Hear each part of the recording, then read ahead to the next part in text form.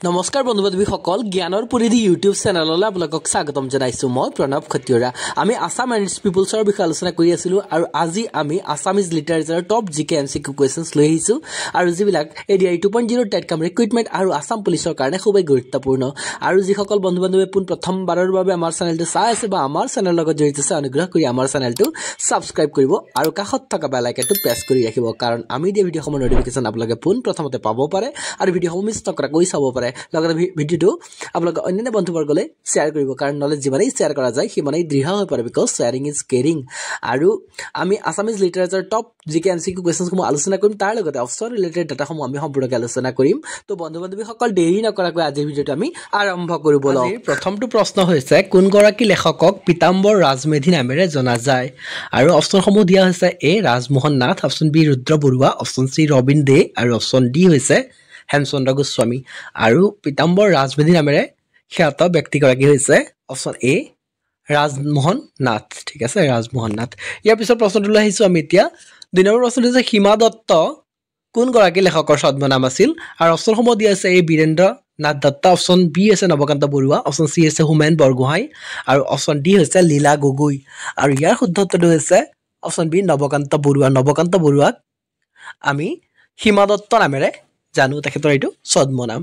3 number প্ৰশ্নলৈ আহিছো এতিয়া 3 number প্ৰশ্নটো হৈছে সুগন্ধি কোনগৰাকী কবিক সুগন্ধি পখিলাৰ কবি বুলি জনা যায় বা সুগন্ধি পখিলাৰ কবি কোন আৰু অপচনসমূহ দিয়া আছে এ হীৰেন ভট্টাচাৰ্য অপচন বি হৈছে হীৰেন গোহাঁই অপচন চি আছে যতীন্দ্ৰনাথ দুৱাৰা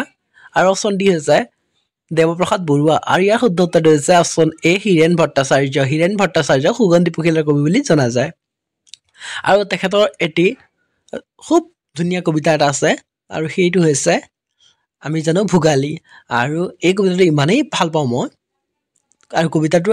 আছিল এনেকুৱা ধৰণৰ তুমিতো জানাই এই কবিৰ আৰু একো নাই এটাই মাথো কামিজ তাৰো চিগু চিলাই প্ৰেম নিশ্চয় এনেকুৱাই আৱৰণ খুলি হৃদয় জোৰাই এই কবিতাটো ইমানেই ভাল লাগে মানে এটি চুটি কবিতা আৰু হিৰুদাই ৰচনা কৰা কবিতা এইটো ঠিক আছে ইয়াৰ পিছৰ প্ৰশ্নটো লৈ আহিছো আমি এতিয়া 4 নম্বৰ সিংহ পুৰুষ বুলি কাক জনা যায় লায়ন মেন অফ আসাম বুলি কোৱা হয় আৰু অপচনসমূহ দিয়া আছে ৰাধা গোবিন্দ বৰুৱা অপচন বি হৈছে প্ৰফুল্ল চন্দ্ৰ বৰুৱা আৰু অপচন চি হৈছে তৰুণৰাম ফুকন আৰু অপচন ডি হৈছে ব্ৰজনাথ শৰ্মা আৰু ইয়াৰ শুদ্ধ উত্তৰটো আমি সকলোৱে জানো আৰু তেওঁ হৈছে ৰাধা গোবিন্দ বৰুৱা সিংহ পুৰুষ বুলি জনা যায় লায়ন মেন 5 নম্বৰ প্ৰশ্নটো লৈ আহিছো এতিয়া 5 নম্বৰ প্ৰশ্নটো হৈছে কোনগৰাকী জনপ্ৰিয় অসমীয়া সাহিত্যিক সৌৰভ কুমাৰ চলিহা নামেৰে খ্যাত বা বিখ্যাত আৰু অপচনসমূহ দিয়া আছে নৱকান্ত বৰুৱা অপচন বি আছে সুৰেন্দ্ৰনাথ মেধি আৰু অপচন চি আছে বিদীপ দত্ত আৰু অপচন ডি আছে তফজ্জল আলী আৰু ইয়াৰ শুদ্ধ উত্তৰটো হৈছে অপচন বি সুৰেন্দ্ৰনাথ মেধি আৰু সুৰেন্দ্ৰনাথ মেধিক আমি সৌৰভ কুমাৰ চলিহা নামেৰে জানো আৰু তেখেতৰ এটি বিশেষ গ্ৰন্থ হৈছে অশান্ত ইলেক্ট্ৰন ঠিক আছে এইটো সৌৰভ কুমাৰ চলিহাৰ আৰু তেওঁৰ আচল নামটো হৈছে সুৰেন্দ্ৰনাথ মেধি 6 নম্বৰ প্ৰশ্নটো লৈ আহিছো এতিয়া 6 নম্বৰ প্ৰশ্নটো হৈছে অসমৰ কোনগৰাকী প্ৰসিদ্ধ ব্যক্তিৰ সৈতে এ নেটিভ নামটোৰ সম্পৰ্ক আছে এ নেটিভ নামটোৰ সম্পৰ্ক আছে তলৰ কোনগৰাকী প্ৰসিদ্ধ সাহিত্যিকৰ ক্ষেত্ৰ বুলি কৈছে আৰু অপচনসমূহ দিয়া হৈছে গুণাভিৰাম বৰুৱা অপচন বি হৈছে মণিৰাম দেৱান অপচন চি হৈছে আনন্দৰাম ঢেকিয়াল ফুকন আৰু অপচন ডি হৈছে হেমেন্দ্ৰ প্ৰসাদ বৰুৱা আৰু ইয়াৰ শুদ্ধ উত্তৰটো হৈছে option C Anandaram Dhekial Phukan a native নামটোৰ সম্পৰ্ক আছে তেওঁৰ সৈতে 7 নম্বৰ প্ৰশ্নটো লৈ আহিছো এতিয়া 7 নম্বৰ প্ৰশ্নটো হৈছে গুৱাহাটীৰ চৰকাৰী সংগীত মহাবিদ্যালয়খন কাৰ নামেৰে নামকৰণ কৰা হৈছে বা লুইত কোঁৱৰ কোন বুলি কোৱা হৈছে অপচনসমূহ দিয়া আছে ৰাধা গোবিন্দ বৰুৱা অপচন বি আছে ৰুদ্ৰ বৰুৱা অপচন চি আছে বিষ্ণু ৰাভা আৰু অপচন ডি আছে উপৰোক্ত কোনো নহয় আৰু ইয়াৰ শুদ্ধ উত্তৰটো আমি সকলোৱে জানো নহয়নে আৰু তেওঁ হৈছে ৰুদ্ৰ বৰুৱা আৰু বন্ধুসকল ভিডিঅ'টো ভাল লাগিলে লাইক আৰু আমাৰ চেনেলটো সাবস্ক্ৰাইব কৰিব বুলি আশা ৰাখিলো 8 নম্বৰ প্ৰশ্নটো লৈ আহিছো এতিয়া 8 নম্বৰ প্ৰশ্নটো হৈছে এজন অসমীয়া ছদ্মনামটো কোনে ব্যৱহাৰ কৰিছিল আৰু অপচনসমূহ দিয়া আছে A Raghunath Choudhury option B Rajanikanta Bordoloi option C Satyanath Bora আৰু অপচন ডি আছে মহিম বৰা আৰু ইয়াৰ শুদ্ধ উত্তৰটো হৈছে অপচন চি সত্যনাথ বৰা এজন অসমীয়া ছদ্মনামটো ব্যৱহাৰ কৰিছিল আৰু ৰঘুনাথ চৌধুৰীক আমি বিহগী কবি বুলি জানো আৰু ৰজনীকান্ত বৰদলৈক উপন্যাস সম্ৰাট আৰু অসমৰ ৱাল্টাৰ স্কট বুলি জনা যায় আৰু প্ৰথমটো জনজাতীয় জীৱনৰ ভিত্তিত ৰচিত উপন্যাস তেওঁ ৰচনা কৰিছিল আৰু সেইটো হৈছে মিৰি জীয়ৰী ইয়াৰ পিছৰ প্ৰশ্নটো লৈ আহিছো এতিয়া 9 নম্বৰ প্ৰশ্ন হাতীৰ বিষয়ে বিখ্যাত ঐতিহাসিক গ্ৰন্থ হস্তি বিদ্যানয়ৰ কোনে ৰচনা কৰিছিল আৰু অপচনসমূহ দিয়া আছে হেম সৰস্বতী অপচন বি হৈছে হৰিহৰ বিপ্ৰ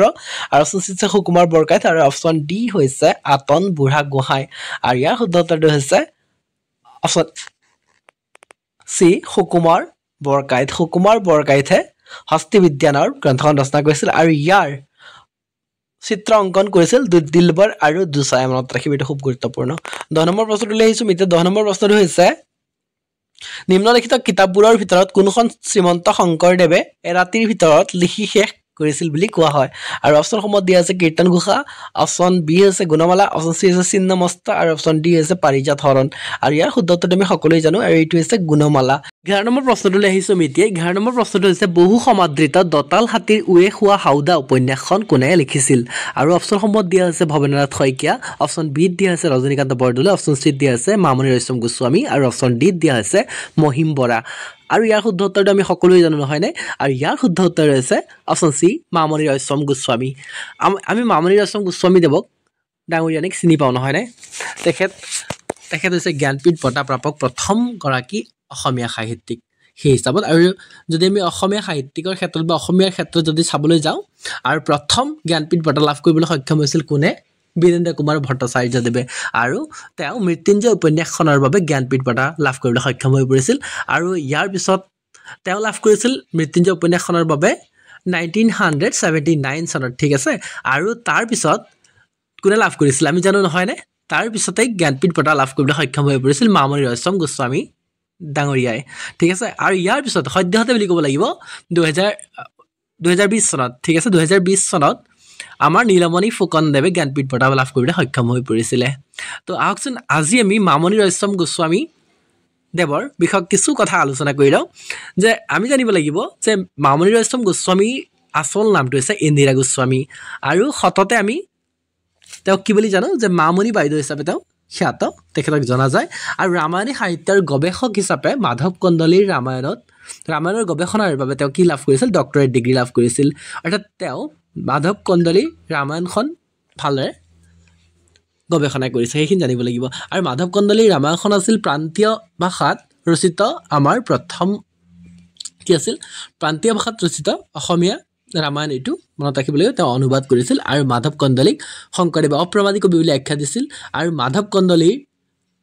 যেটো কাণ্ড আমি কেইটা নাপাওঁ দুটা কাণ্ড আমি দেখিবলৈ পোৱা নগৈছিল পাছত আৰু উত্তৰাকাণ্ড আৰু আদিকাণ্ড আৰু উত্তৰাকাণ্ড সংযোগ কৰিছিল আমাৰ শ্ৰীমন্ত শংকৰদেৱে আৰু আদিকাণ্ড সংযোগ কৰিছিল মহাপুৰুষ মাধৱদেৱে আমি জানিব লাগিব মাধৱদেৱে আদিকাণ্ড আৰু শংকৰদেৱে উত্তৰাকাণ্ড সংযোগ কৰি পেলাই যেটো আমাৰ বাল্মীকি ৰামায়ণৰ 7টা কাণ্ড সম্পূৰ্ণ কৰিছিল মাধৱ কন্দলীয়ে অসমীয়ালৈ অনুবাদ কৰিছিল এইটো কৰিছিল আৰু মাধৱ কন্দলীয়ে কি বুলি ভনিতা পেলাইছিল সপ্তকাণ্ড ৰামায়ণ পদবন্ধে নিবন্ধিলৈ লম্ভা পৰিহৰি সাৰুদ্ৰিত এইখিনি আমি ক'লো যিখিনি আমাক লাগতিয়াল তথ্য বুলি আমি ভাবিছোঁ আৰু আমি মামণি ৰয়ছম গোস্বামীৰ বিষয়ে আলোচনা কৰি আছিলোঁ তো চাব লাগিব যে 2000 চনত তেওঁ কি বঁটা লাভ কৰিছিল জ্ঞানপীঠ বঁটা লাভ কৰিবলৈ সক্ষম হৈ পৰিছিল আৰু যদি আমি চাওঁ যে তেখেতৰ ভালে কিছুমান উপন্যাস আছে বৰ জনপ্ৰিয় উপন্যাস আহকচোন আমি এইকেইখনৰ বিষয়ে আলোচনা কৰি লওঁ আৰু যদি আমি উপন্যাসসমূহৰ বিষয়ে চাওঁ তেতিয়া আমি দেখা পাম যে অহিৰণ সেনাবৰ স্ৰোত মামৰে ধৰা তৰোৱাল তেজ আৰু ধূলিৰে ধূসৰিত পৃষ্ঠা দতাল হাতীৰ উয়ে খোৱা হাওদা আধা লেখা দস্তাবেজ সংস্কাৰ আৰু ইয়াৰ পিছত হ'ব উদয় ভানুৰ চৰিত্ৰ এইখিনি খুব গুৰুত্বপূৰ্ণ উপন্যাস আৰু তেখেত ভাৰতৰ প্ৰথম প্ৰিন্সিপাল প্ৰিন্স ক্লাউছ লেউৰিয়েট আছিল 2008 চনত এইটো হৈছিল মনত ৰাখিব যে প্ৰিন্সিপাল প্ৰিন্স ক্লাউছ লেউৰিয়েট আছিল আৰু 1982 চনত মামৰে ধৰা তৰোৱালৰ বাবে তেওঁ সাহিত্য অকাডেমি বঁটা লাভ কৰিছিল ঠিক আছে এইটো খুব গুৰুত্বপূৰ্ণ এতিয়া আমি নীলমণি ফুকন দেৱৰ বিষয়ে আলোচনা কৰিছিলোঁ নহয় নীলমণি ফুকন দেৱ হৈছে 2020 চনত সাহিত্য অকাডেমি বঁটা লাভ কৰিবলৈ সক্ষম হৈ পৰিছিল তেওঁ আৰু চাব লাগিব যে নীলমণি ফুকন দেৱে 1981 চনত কবিতা শীৰ্ষক স্বনিৰ্বাচিত কাব্য গ্ৰন্থৰ বাবে সাহিত্য অকাডেমি বঁটা লাভ কৰে তেওঁ তো এইখিনি মোক গুৰুত্ব বন্ধু-বান্ধৱীসকল আমাৰ ভিডিঅ'সমূহত লাইক কৰিব আমাৰ চেনেলটো সাবস্ক্ৰাইব কৰিব আৰু বেল আইকনটো প্ৰেছ কৰি ৰাখিবলৈ নাপাহৰিব আমি দিয়া ভিডিঅ'সমূহ পোনপ্ৰথমতে পাব পাৰে আৰু ভিডিঅ'সমূহ মিছ নকৰাকৈ চাব পাৰে পূৰ্ণটো মনত ৰাখিব লাগিব আৰু 1990 চনত তেওঁ কি লাভ কৰিছিল পদ্মশ্ৰী সন্মান তেওঁ লাভ কৰিছিল আৰু 2002 চনত মনত ৰাখিব এইটো খুব গুৰুত্বপূৰ্ণ যে 2002 চনত তেওঁ আমি চাব লাগিব যে সাহিত্য অকাডেমিটো তেওঁ লাভ কৰিলেই আমি জানো নহয় তাৰপিছত 2002 চনত তেওঁ কি লাভ কৰিছিল সাহিত্য অকাডেমিৰ যেটো শ্ৰেষ্ঠ সাহিত্যিক সন্মান সাহিত্য অকাডেমিৰ ফেলো সেই বঁটাটো তেওঁ লাভ কৰিছিল আৰু ফুকনক 2019 বৰ্ষৰ 19 আগষ্ট তাৰিখে ডিব্ৰুগড় ইউনিভাৰ্চিটিয়ে এটি সন্মান প্ৰদান কৰিছিল এইটো খুব গুৰুত্বপূৰ্ণ সন্মান আৰু এইটো হৈছে সন্মানীয় ডিলিট উপাধি প্ৰদান কৰিছিল 2019 চনৰ 19 আগষ্ট তাৰিখে আৰু ইয়াৰ পিছত আমি চাম যে নতুন দিল্লীত স্থিত আমি জানো যে আমাৰ জ্ঞানপীঠ তাৰ অনুষ্ঠানটো ক'ত আছে যে নতুন দিল্লীত আছে সেইটো জানো আমি নতুন দিল্লীত স্থিত ভাৰতীয় জ্ঞানপীঠে 2021 চনত নীলমণি ফুকনক সাহিত্য ক্ষেত্ৰলৈ আগবঢ়োৱা তেওঁৰ অসামান্য অৱদানৰ বাবে গুৰুত্বপূৰ্ণ অৱদানৰ বাবে কি কৰিছিল 2020 বৰ্ষৰ জ্ঞানপীঠ বঁটা প্ৰদান কৰিছিল আৰু তেওঁ হৈছে তৃতীয়গৰাকী অসমীয়া সাহিত্যিক জ্ঞানপীঠ বঁটা লাভ কৰা আমি ইতিমধ্যে আলোচনা কৰিলোঁ নহয় আৰু প্ৰথমগৰাকী কোন আছিল আমি জানো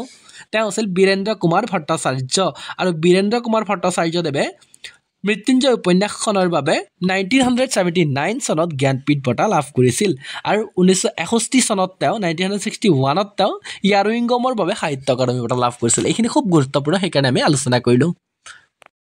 ইয়াৰ পিছৰ প্ৰশ্নটো আহিছোঁ এতিয়া 12 নম্বৰ প্ৰশ্ন তলৰ কোনখন পদ্মশ্ৰী অৰুণ শৰ্মা ৰচিত বহু প্ৰশংসিত উপন্যাস আৰু অপশ্যনসমূহ দিয়া আছে এ জুইৰ আস্ফলন অপশ্যন বি আছে আশীৰ্বাদৰ ৰং অপশ্যন চি হৈছে মেকং নৈ দেখিলিও আৰু অপশ্যন ডি হৈছে অজেয় আৰু ইয়াৰ শুদ্ধ উত্তৰটো হৈছে অপশ্যন বি আশীৰ্বাদৰ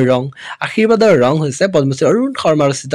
এটি প্ৰশংসিত উপন্যাস 13 নম্বৰ প্ৰশ্নটো আহিছোঁ এতিয়া 13 নম্বৰ প্ৰশ্নটো হৈছে অসম সাহিত্য একাডেমী বঁটাৰে সন্মানিত প্ৰথম অসমীয়া কিতাপ বনফুল কোনে ৰচনা কৰিছিল আৰু অপশ্যনসমূহ দিয়া আছে এ হোমেন বৰগোহাঁই অপশ্যন বি আছে অজিত মল্ল বৰুৱা অপশ্যন চি আছে যতীন্দ্ৰ দুৱৰা আৰু অপশ্যন ডি আছে হীৰেণ ভট্টাচাৰ্য আৰু এইটো আমি জানো নহয়নে তেওঁ আছে বনফুল যতীন্দ্ৰ দুৱৰাদেৱে ৰচনা কৰিছিল আৰু 1952 চনত তেওঁ সাহিত্য একাডেমী বঁটা লাভ কৰিছিল বনফুলৰ বাবে ঠিক আছে ইয়াৰ পিছৰ প্ৰশ্নটোলৈ আহিছোঁ আমি এতিয়া 14 নম্বৰ প্ৰশ্ন এ কালচাৰেল হিষ্ট্ৰী অফ আছাম বা কালচাৰেল হিষ্ট্ৰী অফ আছাম কোনে ৰচনা কৰিছিল আৰু অপশ্যনসমূহ দি আছে লক্ষ্মীনাথ তামুলী অপশ্যন বি আছে বীৰেঞ্চি কুমাৰ বৰুৱা অপশ্যন চি আছে বীৰেন্দ্ৰনাথ দত্ত আৰু অপশ্যন ডি আছে লীলা গগৈ আৰু ইয়াৰ শুদ্ধ উত্তৰটো হৈছে অপশ্যন বি বীৰেঞ্চি কুমাৰ বৰুৱা 15 নম্বৰ প্ৰশ্নটোলৈ আহিছোঁ এতিয়া 15 নম্বৰ প্ৰশ্নটো হৈছে আনন্দৰাম ঢেকিয়াল ফুকন ৰচিত কিতাপ ডেছ বুলি কৈছে তলৰ কোনটো আৰু অপশ্যনসমূহ দি আছে অসমীয়া ল'ৰাৰ মিত্ৰ অপশ্যন বি অসমীয়া ল'ৰাৰ মিত্ৰ অপশ্যন এ হৈছে অসমীয়া ল'ৰাৰ বন্ধু অপশ্যন বি হৈছে অসমীয়া ল'ৰাৰ মিত্ৰ অপশ্যন চি আছে অসমীয়া ডেকাৰ মিত্ৰ আৰু অপশ্যন ডি হৈছে বন্ধু আৰু মিত্ৰ ইয়াৰ শুদ্ধ উত্তৰটো হৈছে অপশ্যন বি অসমীয়া ল'ৰাৰ মিত্ৰ হৈছে আনন্দৰাম ঢেকিয়াল ফুকন দ্বাৰা ৰচিত কিতাপ 16 নম্বৰ প্ৰশ্নটোলৈ আহিছোঁ এতিয়া 16 নম্বৰ প্ৰশ্নটো হৈছে অসীমত যাৰ হেৰাল সীমা নামৰ জনপ্ৰিয় কিতাপখন কোনে লিখিছিল আৰু অপশ্যনসমূহ দিয়া আছে কালিৰাম মেধি অপশ্যন বি কাঞ্চন শইকীয়া অপশ্যন চি হৈছে কাঞ্চন বৰুৱা আৰু অপশ্যন ডি হৈছে কাঞ্চন গোস্বামী আৰু ইয়াৰ শুদ্ধ উত্তৰটো হৈছে অপশ্যন চি কাঞ্চন বৰুৱাই দেৱে কি লিখিছিল অসীমত যাৰ হেৰাল সীমা এটি জনপ্ৰিয় উপন্যাস 17 নম্বৰ প্ৰশ্নটোলৈ আহিছোঁ এতিয়া 17 নম্বৰ প্ৰশ্নটো হৈছে মহাপুৰুষীয়া পৰম্পৰা কিতাপখনৰ লেখক কোন আৰু অপশ্যনসমূহ দিয়া আছে A Hiren Gohain option B Homen Borgohain option C হৈছে হৰে কৃষ্ণ ডেকা আৰু অপশ্যন ডি হৈছে তীৰ্থনাথ শৰ্মা আৰু মহাপুৰুষীয়া পৰম্পৰা নামৰ কিতাপখনৰ ৰচক হৈছে হীৰেণ গোহাঁই দেৱে শংকৰদেৱৰ লৈ পেলাই বিভিন্ন ধৰণৰ গৱেষণামূলক গ্ৰন্থ লিখি উলিয়াইছিল তাৰ ভিতৰতে মহাপুৰুষীয়া পৰম্পৰা হৈছে এটি গৱেষণামূলক কিতাপ ঠিক আছে 18 নম্বৰ প্ৰশ্নটোলৈ আহিছোঁ এতিয়া 18 নম্বৰ প্ৰশ্নটো হৈছে এ জিঅ'গ্ৰাফিকেল স্কেচ অফ আছাম কোনে ৰচনা কৰিছিল আৰু অপশ্যনসমূহ দিয়া আছে মাইলছ ব্ৰনছন অপশ্যন বি আছে ডক্টৰ জন ৱেইড অপশ্যন চি আছে ডেভিড স্কট আৰু অপশ্যন ডি আছে হেনৰি কটন আৰু ইয়াৰ শুদ্ধ উত্তৰটো হৈছে অপশ্যন বি ডক্টৰ জন ৱেইডে কি কৰিছিল এ জিঅ'গ্ৰাফিকেল স্কেচ অফ আছাম ৰচনা কৰিছিল আৰু শেষত মোৰ মৰমৰ সমূহ বন্ধু বান্ধৱীলৈ ভিডিঅ'টো সম্পূৰ্ণকৈ চোৱাৰ বাবে অশেষ ধন্যবাদ জনালোঁ আৰু যিসকল বন্ধু বান্ধৱী এতিয়াও আমাৰ চেনেলটো ছাবস্ক্ৰাইব কৰা নাই অনুগ্ৰহ কৰি আমাৰ চেনেলটো ছাবস্ক্ৰাইব কৰি আমাক উৎসাহিত কৰিব বুলি আশা ৰাখিলোঁ থেংক ইউ ভালদৰে থাকক ভালদৰে প্ৰিপাৰেশ্যন কৰি যাওক পুনৰবাৰ থেংক ইউ ধন্যবাদ জয় আই অসম